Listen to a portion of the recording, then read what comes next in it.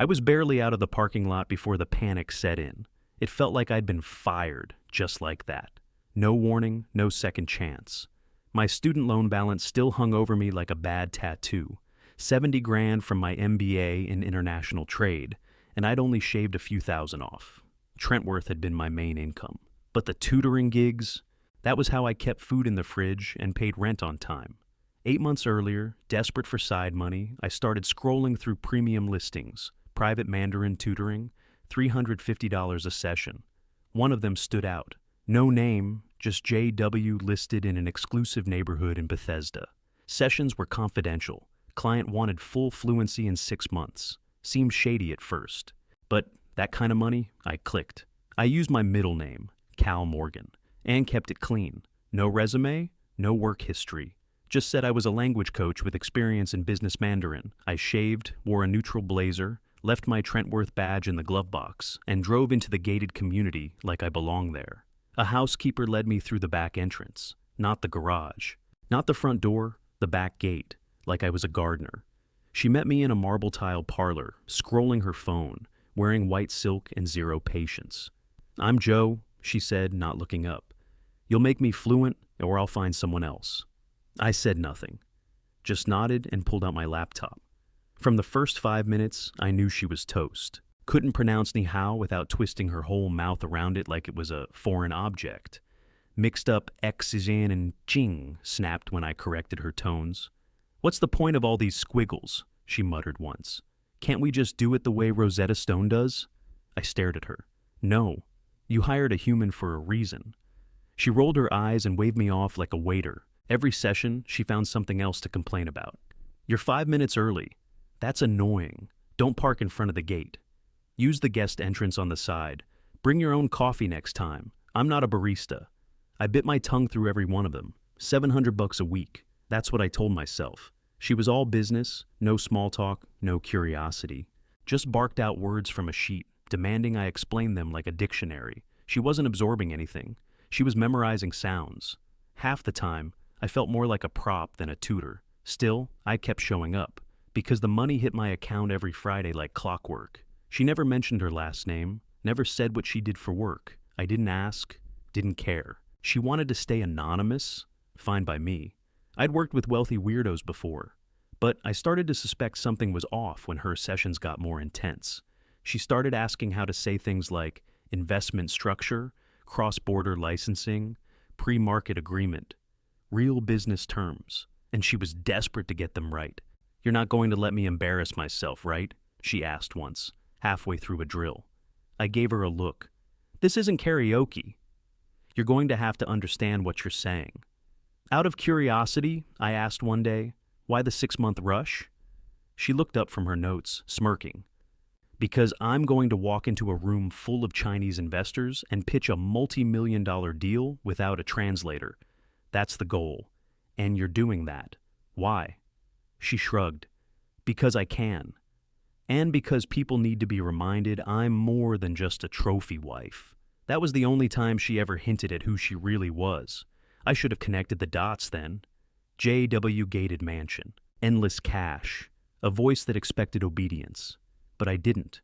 I just kept collecting my paychecks, kept showing up twice a week, slipping in through the back like the help. The whole thing felt like a weird double life. At Trentworth, I was running import strategy for Asian markets. At night, I was training some rich woman to fake fluency with flashcards and repetition. But I never mentioned where I worked, never mentioned my real name, because she never asked. By the 3rd month, I realized what I was really being paid for. It wasn't to teach Mandarin, it was to build a show. Jo wasn't just studying the language, she was rehearsing it like a Broadway script. Every lesson turned into a performance. She'd sit there, posture perfect, chin lifted like she was accepting an award, repeating lines back to me over and over until she could deliver them with just the right tone and rhythm. Never mind that she didn't know what any of it meant. One afternoon, I asked, "Do you actually understand this part?" I pointed to a phrase about equity structure. She waved her hand like I was asking a dumb question. "That's your job. You figure out what I need to say. My job is to sound flawless, so I stopped correcting her grammar, stopped trying to teach her how to build a sentence. I started writing the whole pitch myself, slide by slide, word by word, then broke it down phonetically like a damn karaoke prompter. She ate it up. This wasn't about fluency. This was about status. She wanted to walk into that investor room, rattle off 20 minutes of Mandarin like she was born speaking it, then walk out with everyone clapping. I kept my face neutral, just typed out another line for her to memorize. She started bragging in passing about how fast she was learning, how she was basically fluent already. Said it to her house staff, said it on phone calls I could hear from the hallway. Told one of her girlfriends during a FaceTime I walked in on. It's a gift, I guess. I just get languages, right? A gift. That's why she still thought Zai Jian meant good morning. At some point, she stopped barking orders quite so often, started asking questions. "Where'd you learn to speak like this?" she asked once, while I was walking her through a tone drill. "Guangzhou," I said. "Grad school. I worked in the markets over there for a while." "Doing what?" "Asia market development, imports mostly. Now I do cross-border trade consulting full-time." She gave me a look like she half bought it. "You should get a real job someday," she said, smirking. I stared right back at her. "You should learn a real language." She laughed. Thought I was joking. But deep down, I was clocking everything. It was all about the show. She was convinced this pitch would be her grand entrance into high-stakes business. Convinced that Darren and the board would see her flawlessly speaking Mandarin and hand her the reins. And to her credit, she had the timing down. The pauses. The fake confidence. It was a performance, a good one. But if even one person asked her a real question in Mandarin, she'd be toast. She didn't care. She kept practicing, kept bragging, and I kept showing up. Because the higher she climbed, the harder I knew she'd fall. 2 weeks out from the investor meeting, she could finally make it through the full pitch without freezing. It wasn't fluent, not even close, but she had the timing down, the rhythm, the flow, like a song she'd memorized phonetically. That day, right after practice, she dropped it casually. "I'll be at the children's gala this weekend," she said, adjusting her watch. "Table 4. All the right people will be there. Thought I might test the waters." Test the waters. She meant show off. She listed donors like she was naming royalty. Big shots from D.C., a couple senators, tech execs. "You'll see," she added. "It'll be good practice." I felt my stomach turn. Because I would see. Trentworth had a front row table at that gala. I'd be seated there next to other VPs, directors, the Asia-Pacific trade team. The event wasn't optional. It was exposure. I considered backing out, thought hard about it. But skipping meant explaining why. And if I wanted to stay off Jolene's radar, I needed to act normal. So I suited up, ditched my glasses, wore contacts for the first time in months, slicked my hair back, new tie. Looked like a cleaner version of myself, less tutor, more corporate. The gala was held at the downtown Ritz ballroom, chandeliers, velvet curtains, a string quartet. We walked in around 7, our company names stamped on place cards. Wine flowed fast, appetizers faster. She entered around 8, right on cue. All eyes went to her and Darren as they floated in like royalty. She wore a silver gown that sparkled like broken glass under the lights. Hair swept up, flawless makeup, heels that echoed with every step. She looked powerful, confident, like she actually belonged there. I kept my head down, stayed in polite conversation with our logistics director and the APAC rep. Just one more exec in a sea of tailored suits. Then I saw her. Across the room, she was mid-laugh with a donor, hand on Darren's arm. But then, right as she started making her way toward the center aisle, a coworker leaned toward me. "Hey, Cal, pass the wine." Her eyes snapped toward us. We locked eyes for a second. Just a second. She didn't say a word, didn't slow her stride, just looked at me, looked through me, and kept walking. I exhaled, figured she hadn't made the connection. New look, different lighting, hundreds of faces. I was safe, or so I thought. She came in like she was kicking down a damn wall.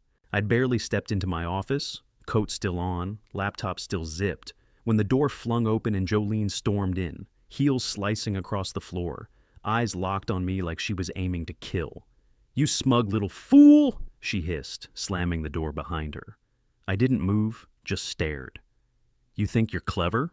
sitting there at that table, watching me, staring me down like I'm some joke. Her voice was loud, sharp, slicing through the quiet like broken glass. I looked past her for a second and saw Darren, hovering in the hallway, wide-eyed like a kid caught in a house fire. She kept going. You humiliated me. In front of donors, in front of investors. You knew what you were doing. You think I didn't recognize you just because you wore a different tie? You said nothing, I said calmly. I didn't want to make a scene. Not there, she snapped. But you made me look like a fool.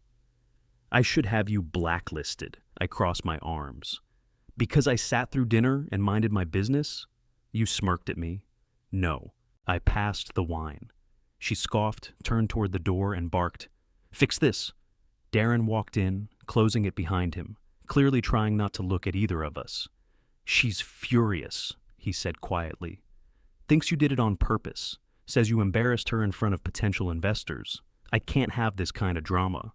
Not with the pitch so close, I shook my head, jaw clenched. I stared at him for a second, then something just snapped in me. I grabbed my laptop, opened the folder I'd been keeping since month 1, and clicked a video. There she was, Jolene, sitting in that overstuffed white chair in her parlor, trying and failing to pronounce Nihal like it was nuclear code. Her voice echoed through my office. Wait, is that a third tone? Or, no, wait. Spell it out again. I clicked another. Just give me the rhythm, Cal. Doesn't matter if I understand it, they'll be impressed. Darren stiffened. She's not fluent, I said, keeping my voice level. She's faking it. Every word she says was spoon-fed by me. He blinked, stunned. What are you talking about? I pulled off my glasses and looked him dead in the eye. I'm Cal Morgan, the Mandarin tutor your wife's been paying under the table for the last 8 months. She wanted confidentiality, didn't even know who I worked for. His face dropped. Jesus. I wrote her presentation. I broke it down phonetically. She has no idea what she's saying. You think she speaks Mandarin? She can't order noodles without a script. Jolene said nothing, just stood in the corner, arms folded, face frozen. You just fired me, I said, because I didn't rise fast enough when your wife strutted by in a cocktail dress, while she's out here pretending to be fluent in front of foreign investors. I didn't know, Darren started. I cut him off. You didn't ask. He looked like he'd been hit with a brick. I snapped my laptop shut, picked up my bag, and walked past them both toward the door. Jolene stepped forward. If you leak this, I'll sue. I stopped, looked her in the eye. You signed the NDA. I didn't. You fire someone to protect your ego, don't expect silence. She went quiet. Darren exhaled, stepped between us. We need to fix this. Too late, I said, pushing the door open. You broke it. I didn't even make it to the elevator before Darren chased me down. She doesn't know what any of it means, he said, breathless. You're the only one who knows what she's even talking about. Too bad, I said. You made your call. I'm gone. Come on, don't do this. You fired me over your wife's ego, I snapped. Live with it. I walked out and didn't take another call from him for 3 days. That whole week, I sent out resumes like a machine. I tapped old contacts in New York, in Chicago, even one in Singapore. And the voicemails from Jolene, they started within hours. You signed an NDA. I'll sue if you breathe a word of this. You think you can threaten me? I didn't reply to most of them. But when she sent one with actual legal threats, I texted back. Confidentiality doesn't cover firing someone to protect your reputation. You tried to wreck my career. I defended myself. Good luck in court. That shut her up, for a minute. Then came the call I did answer. Thursday morning, 2 days before the big meeting. I was halfway through an interview with a firm in Dallas when Darren's name lit up my screen. I ignored it. He called again, then again. By the 4th time, I stepped outside and picked up. She locked herself in the executive bathroom, he said immediately. The investors are here. They showed up early. She's freaking out. She says she can't remember anything. I leaned against the wall. And this is my problem because... I'll reinstate you, he said quickly. Not just reinstate, promotion. Raise, full control of international operations. No more micromanaging. You'll report directly to the board. I let the silence hang. He lowered his voice. Please, If this deal tanks, the whole division's gonna bleed. You know that I did. But I wasn't doing this for her. Not after everything. You bring me back, I said. You make it permanent. No strings, no conditions. I run Asia-Pacific trade. My call, my team, my terms done. One more thing, I added. I'm not saving your wife. I'm saving the company. He didn't argue, just said, we'll have your badge waiting at reception. I hung up. Didn't even pack a bag. Just changed shirts, grabbed my old notes, and drove straight to the office. I walked through the glass doors at 9:58 a.m., right on time. The second I stepped off the elevator, I saw her. Jolene stood in the corridor outside the executive boardroom, pale as drywall, clutching a leather folder like it was a life raft. Her mouth was tight. Her hands trembled, just barely. She didn't say a word, just looked at me like she'd rather puke than admit she needed me. Darren motioned me in. His face was tense, lips pressed together, but he gave me a nod like I was the last working fire extinguisher in a burning building. Inside, the investors were already seated, 7 of them, all high-level players, mostly familiar faces. Miss Wu from Shenzhen, Mr. Lai from Chengdu, a couple from the Hangzhou branch I'd worked with during market development years ago. We exchanged greetings in Mandarin, warm, respectful, easy. Jolene stood stiff beside me, silent. She was waiting for her cue. Darren introduced her, gave the usual preamble about strategic partnerships and visionary leadership, then stepped back. She launched into her pitch. It was okay, not fluent, but she didn't trip too badly. She delivered the lines in the right order. Her pronunciation was stiff, like she was chewing the words before spitting them out, but it passed for someone who'd rehearsed obsessively. I watched the investors nod, polite but skeptical. It was clear they didn't buy the whole natural polyglot story Darren had probably sold them, but they weren't going to call her out. Yet. Then came the curveball. Miss Wu, sharp as ever, leaned forward and asked, in Mandarin, in your proposed timeline, how will customs delays at Shenzhen port be managed in Q2 shipments? Jolene blinked. There was a beat of silence. She opened her mouth, closed it, looked at me, then tried to speak. What came out wasn't Mandarin. It wasn't even a sentence. It was a butchered string of phonetics, tone all over the place. She mixed delay with the word for milk, swapped Q2 with birthday. Dead silence. The kind of silence that drags all the air out of the room and leaves nothing but secondhand embarrassment. Jolene turned to me, panicked, mouthing it like a kid caught cheating on a test. Do something. I stood still, said nothing. Let it burn. Finally, Miss Wu, calm as ever, turned to Darren. Perhaps Mr. Morgan can explain. All eyes landed on me. I smiled, stepped forward, and launched into fluent Mandarin, clear, confident, direct. I broke down the custom solution, laid out a shipping projection table, and added notes on regional policy updates coming in March. They started nodding, taking notes. Next question came from Mr. Lai. Something about warehousing capacity in Human. I answered, in detail, with numbers, with strategy. Another question, then another. Every single one got tossed straight to me. Jolene stood off to the side like an intern who snuck into the wrong room. She tried to step in once, answered half a sentence, froze again, didn't try a second time. For 25 straight minutes, I owned the room. By the end, the investors were smiling. Some were already asking about follow-ups. Miss Wu even asked if I'd be available to join their Shanghai roundtable the following quarter. I gave her my card, told her I'd be happy to. Out of the corner of my eye, I saw Jolene lower her gaze, one hand gripping the folder like she wanted to tear it in half. She knew. That was it. Mask off. Game over. As soon as the room cleared out, Darren pulled me aside. He didn't waste time. They want you, he said flatly. Not her. Not as a translator. As led, I nodded. Makes sense. He looked exhausted. They were blunt. Said the pitch had potential, but only with you at the helm. Said they won't move forward unless you run point from here. I didn't smile. I didn't need to.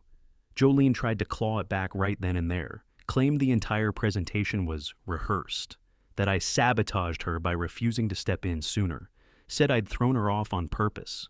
But nobody was buying it. The investors had seen the stumble with their own eyes, heard the nonsense she tried to pass off as Mandarin. The video footage from the boardroom didn't lie either. She looked like exactly what she was, a fraud who got caught bluffing her way through business like it was community theater. By Friday, her name was off all corporate documents tied to international trade. By Monday, she was gone from every strategy thread, exec email loop, calendar invite. The board never released a public statement. They didn't have to. The silence was the statement. Word spread fast. First through the building, then across partner firms. The social invites slowed. The handshakes got colder.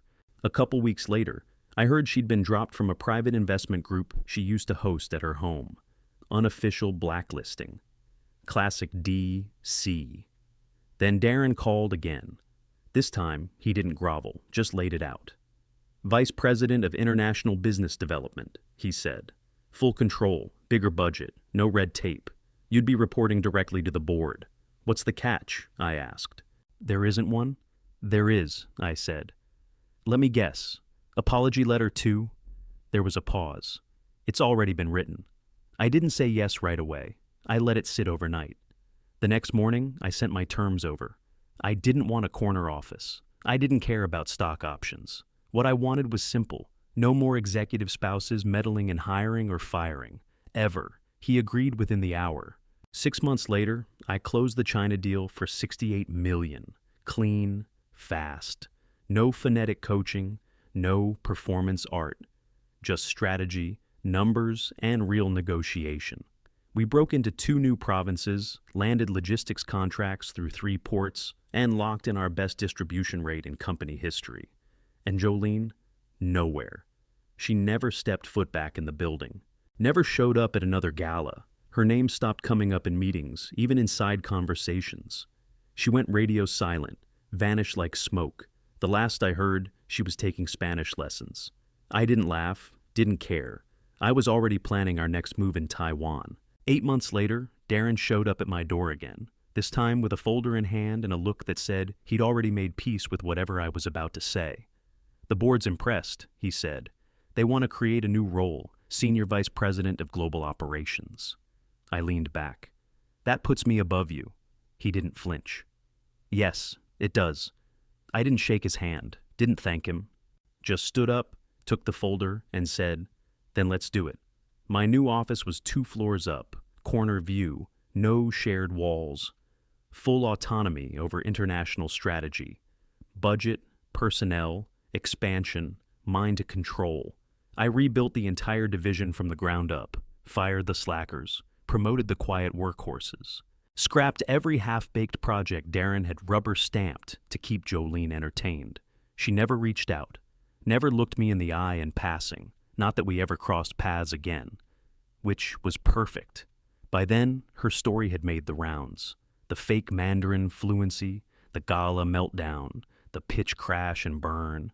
It leaked in whispers, boardroom chuckles, offhand jokes at fundraisers. Nobody said it out loud, but everyone knew. Some laughed behind her back.